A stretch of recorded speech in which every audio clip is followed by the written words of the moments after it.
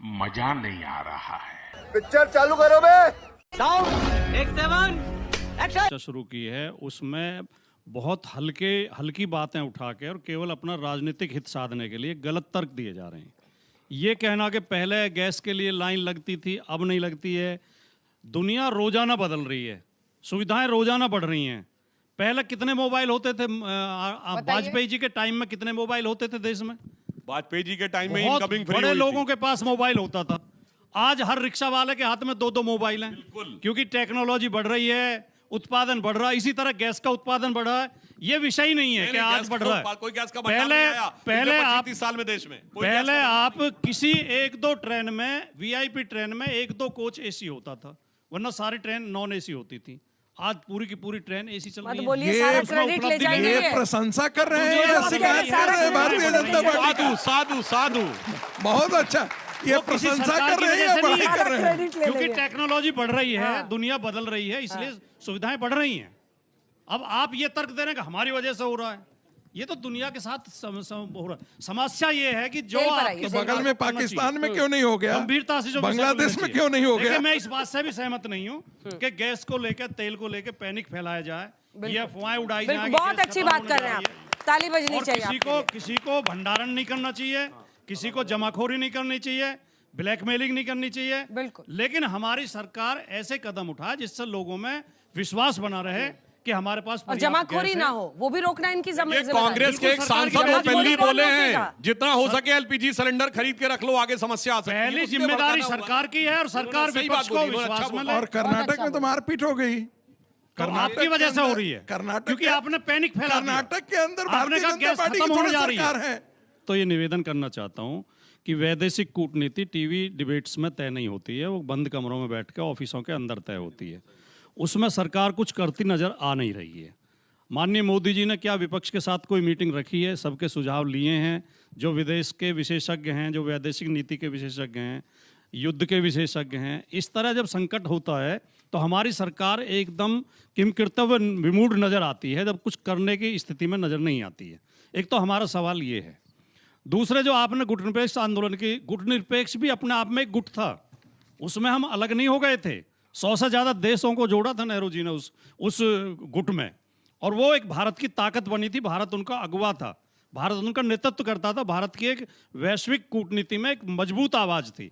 आज हम इतने कमजोर नजर आ रहे हैं कि और तो धमकी छोड़ दीजिए आप, ईरान पे हमला हुआ, वेनेजुएला के राष्ट्रपति को उठा लिया गया, रशिया और यूक्रेन का युद्ध, उनमें बोलना तो छोड़ दीजिए, हमारा बार बार अपमान किया जा रहा है, उसमें हमारी सरकार नहीं बोल रही।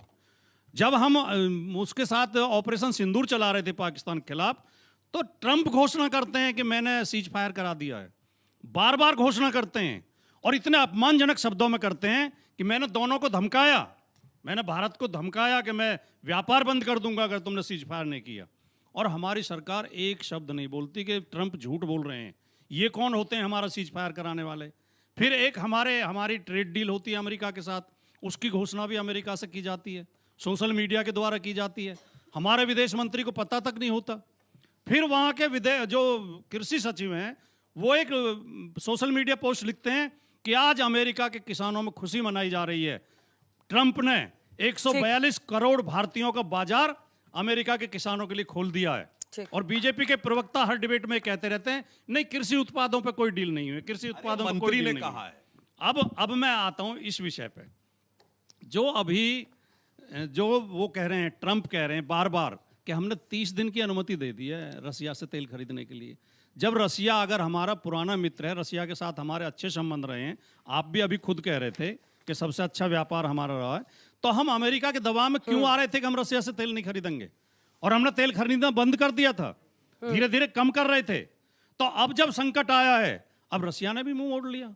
वरना जो आज संकट है देश में, खासतौर से जो रसोई गैस का संकट हो रहा है, ये ना होता अगर हमने इस तरह की, हमें जो है, मैं आखिर में दिनकर जी की वो पंक्ति बोल के कि समर शेष है नहीं पाप का भागी केवल व्याध, जो तटस्थ है समय लिखेगा उनके भी अपराध। लिखेगा तटस्थ रहना कूटनीति में कभी ठीक नहीं होता। वो ये कह रहे कि चुप्पी क्यों नहीं तोड़ रहे?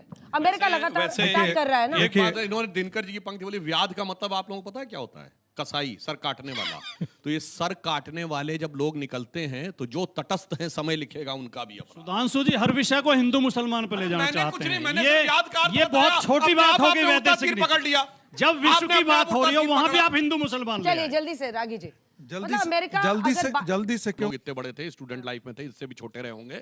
उस जमाने में ट्रेनें बंद हो गई थी, आधी ट्रेनें खत्म हो गई थी।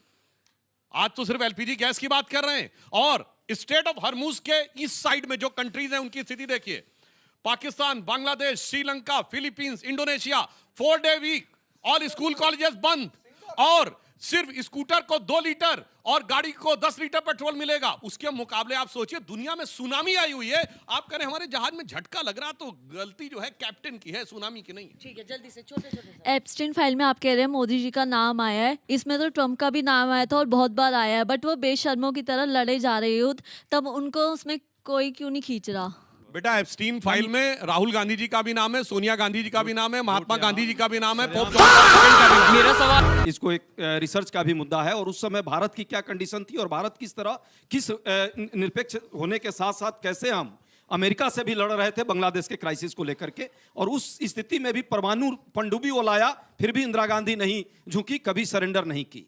आज सरेंडर बिना कुछ किए कर जा रहे हैं। लाइन से जोड़ देना अजय जी, एक लाइन जोड़ देना चाहता हूं, बस एक लाइन। रसिया के साथ उस समय सोवियत यूनियन के साथ आपका डिफेंस पैक्ट हो चुका था। आपका भी प्रश्न का उत्तर देना है, बहुत आपने डॉक्टर साहब ने किया है। दूसरी बात, हमारे साथी ने इधर से भी एक बड़ा अच्छा प्रश्न किया है कि एलपीजी का जो प्रॉब्लम है, सही पूछिए तो आज ही अभी सरकार की कुप्रबंधन का प्रॉब्लम है, प्रामाणिकता का प्रॉब्लम है, किल्लत सिलेंडर का नहीं है। समस्या सिलेंडर से नहीं है, समस्या सिलेंडर से है। जो सरेंडर हो रहा है ना, यदि आपको सब ठीक था तो आप 60 रुपए क्यों बढ़ा दिए अभी? इससे एक मैसेज गया मार्केट में, फिर आपने 21 दिन को 25 दिन में कर दिया। इससे भी कहीं ना कहीं एक लोगों में हड़बड़ी पैदा हुई है। और जो बच्ची किसी ने कहा है यहाँ की कितने दिन का स्टोरेज है, एलपीजी का स्टोरेज भारत सरकार का अधिकृत बयान है, और अधिकृत उनका है 3 सप्ताह का ही हमारे पास स्टोरेज का सिस्टम होता है। ऐसा नहीं है कि आप, हाँ तेल का है, लेकिन एलपीजी गैस का जो है वो 3 सप्ताह आपका स्टोरेज है। अच्छा, लेकिन वो आएगा, आखिरी फिर हम सवाल जो डेवलप था एक करेंगे। बच्ची का कि आप रहते तो क्या करते? नहीं, अरे मुझे क्या पता। मैं एक लाइन बोल दूं, सुनिए जो इन्होंने बोला, एक टेक्निकल पॉइंट क्लियर कर दूं। जो इन्होंने कहा 3 हफ्ते से ज्यादा एलपीजी का भंडार नहीं रहता, उसका कारण है क्योंकि एलपीजी गैस होती है वो लीक होती है। अगर आपके घर में भी 6 महीना सिलेंडर रखा रह जाए तो आधा हो जाता है, इसलिए उसका 2-3 हफ्ते से ज्यादा स्टोरेज नहीं रखा जा सकता, इसलिए क्रूड ऑयल का। तो जो ये कह रहे हैं कि नहीं रखा, ये होते तो ये 6 महीना पहले से रख लेते, हाइड्रोजन बम में से हाइड्रोजन गैस बना के उसके अंदर कर देते। बात करने अरे भाई गट्टर से गैस बनाने वाले फेरी वाले लोग नहीं गट्टर से गैस पे आ गए, हम उस पर नहीं है ना, वो फेरी नहीं है हमको। हम कह रहे हैं, हमने कहा ही नहीं ये बात। हमने किसी बच्चे ने कहा 60 दिन का है, 60 दिन का नहीं है, 3 सप्ताह का ही। क्रूड ऑयल का क्रूड ऑयल की बात थी, एलपीजी क्रूड ऑयल की बात थी। और सिलेंडर से सही में प्रॉब्लम नहीं है। उपाध्याय जी, एक सवाल और आ रहा है। 2000 के बाद से 2000 के बाद से ये क्राइसिस नहीं है, क्योंकि उसके लीडिंग सरकार आई है। वाजपेयी जी की भी सरकार थी और 10 साल मनमोहन सिंह जी की भी सरकार थी। तो आपके जन्म 2014 के बाद नहीं हुए, ये मैं मानकर चल रहा हूं। पहले सिलेंडर के लिए लाइन में नहीं लगना पड़ता। अरे भाई क्या 2000 के बाद 2000 के बाद पहले लाइन में लगना पड़ता था। मैं खुद स्कूटर पर रख के कई बार सिलेंडर लाया हूं। मनमोहन सिंह की सरकार थी, गल्फ देशों के साथ हमने संबंध बनाए, कतर से लेकर के और ओमान तक और बहरीन तक। पूरे देश को कोई मौका है लाइन में लगा देते हैं, ठीक है? देखिए, लाइन में लगा देते हैं। जो लोग मेरी उम्र के होंगे या मेरे से अधिक उम्र के होंगे, उनको याद होगा अटल जी की सरकार से पहले युद्ध हो ना युद्ध हो, 3-3, 4-4 महीने ऐसे रहता था, लाइन लग के लाना पड़ता था। मैं खुद स्कूटर पर रख के कई बार वो लेके आया हूं, वो एक अलग बात है। मगर आज अंतर जानते क्या है? आपकी सरकार आने से पहले कितने गैस सिलेंडर थे देश में? 11 करोड़, आज है 36 करोड़। 16 करोड़ बहनों को आज प्रधानमंत्री जी ने गैस सिलेंडर उपलब्ध तो कराया। सोचिए, आपके जमाने से 3.5 गुना गैस सिलेंडर होकर भी आज मैं आपसे कहता हूं, आज गैस सिलेंडर इस युद्ध में कितनी कीमत है?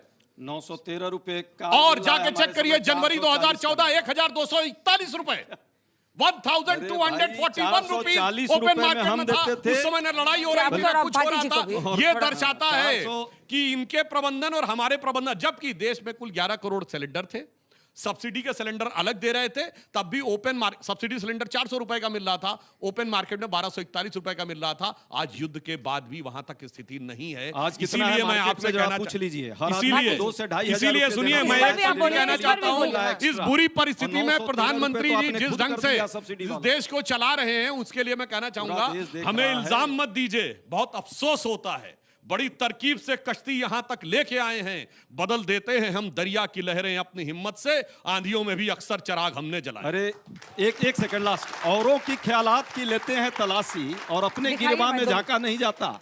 आज 414 रुपए में जो हम सिलेंडर देते थे, सब्सिडी वाला था, ओपन मार्केट का। अच्छा भाटी जी को भी बोलने दीजिए, ज्ञान दे रहे हैं। ये तो लेटेस्ट न्यूज है, ये तो लेटेस्ट न्यूज है।